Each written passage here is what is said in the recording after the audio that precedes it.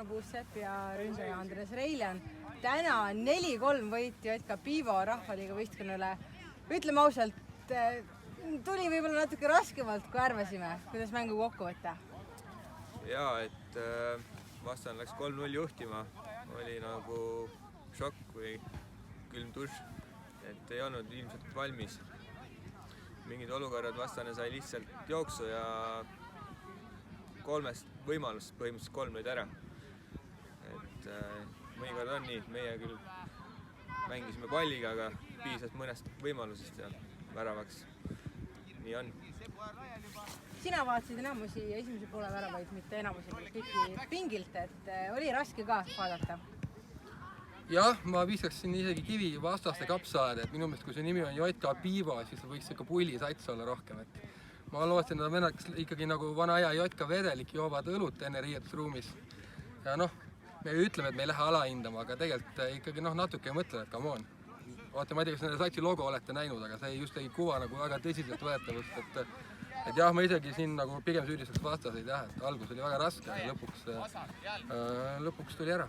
No aga mis siis täna otsustavaks sai, et tegelikult see võiduvärav sündis suhteliselt hilja, et kõik juba ütleme pealtvaatajatest ja tribüünil arvasid, et hakkame nüüd penalteid nägema, et mis siis oli see, mis lõpuks võidu tõi?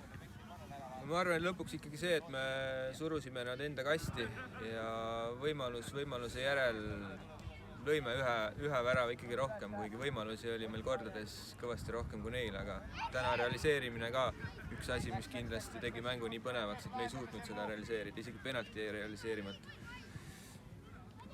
Ja sul pingilt sekkudes, kuidas oli, kas oli nagu raske ka tulla, et teades, et sinult oodatakse mängumuutust? Ei, suhteliselt hea kindel tunne oli, et muudkui palle tuli, sai palju rünnata ja mulle ikkagi meeldis. Kas peatreener teadis, et täna saab teha ainult 5 vahetust?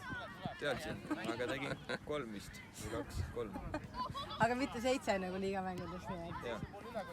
Väga hea, nüüd me ei tea ju, kes järgmisena vastaseks tuleb väikestes karikavõistlustes, aga kas siit on midagi kaasa võtta, midagi õppida, et kui tuleb jälle natuke nõrgem vastane, et kuidas mitte võib-olla minna selle õnge, et vastane on nõrgem?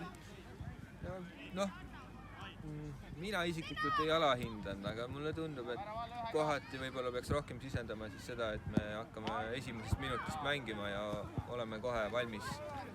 Et me ei tea jälle, mis tasemega see vastane võib tulla ja ikkagi, kuigi tuleb rahvaliiga võistkond, siis ta võib samamoodi meid jälle üllatada oma tasemega. Nende rahvaliiga tase oli päris okei.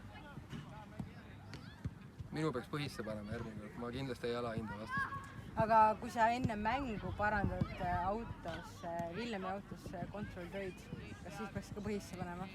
Siis ma ei paranda, ma võtsin kaasa tööjuhuks, kui ma ei alusta põhis, nii et see oli kõik läbi mõeldud. Väga hästi. Super, aga loodame, et järgmine voor karikavõistlustes ja ka liigas läheb meil juba edukalt, nii et aitäh teile mehed!